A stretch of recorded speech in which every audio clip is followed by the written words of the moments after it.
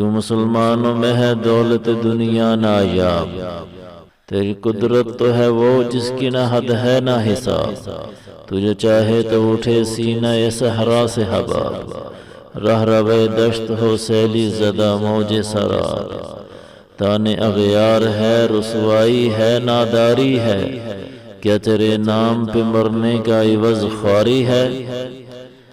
علامہ اقبال کی نظم شکوہ کا یہ 17واں بند ہے۔ اس کے پہلے شعر میں نایاب سے مراد وہ جو دستیاب نہ ہو۔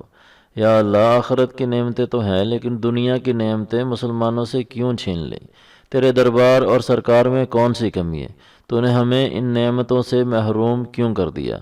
دوسرے شعر میں حباب سے مراد پانی کا بلبلہ ہے، رہ روے دشت سے مراد صحرا کا مسافر، سیلی زدہ سے مراد جسے پانی کی موجوں کا تھپیڑا لگے، اور موج سراب سے مراد وہ ریت جو دوپہر کے وقت دور دور سے پانی محسوس ہوتی ہے۔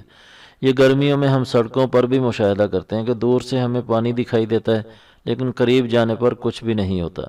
یعنی اے اللہ، تو اگر چاہے تو صحرا یعنی ریگستان میں بھی پانی کے چشمے جاری کر دے، جیسا کہ حضرت اسماعیل علیہ السلام کے پاؤں سے تو نے آب زمزم کے چشمے جاری کیے تھے۔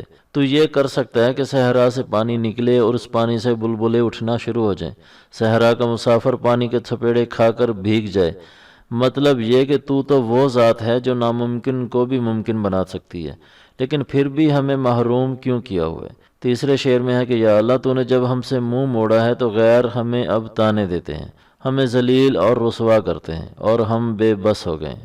تو کیا یہی ہمارا صلہ تھا کہ جن لوگوں نے تیرے نام پر اپنی جانیں قربان کی وہ دنیا بھر میں ذلیل اور خوار ہوتے پھریں؟ امید ہے کہ اس بند کا تلفظ، مشکل الفاظ کے معنی اور تشریح کے بعد اس کا مدعا اور مقصود بھی آپ کی سمجھ میں آ گیا ہوگا۔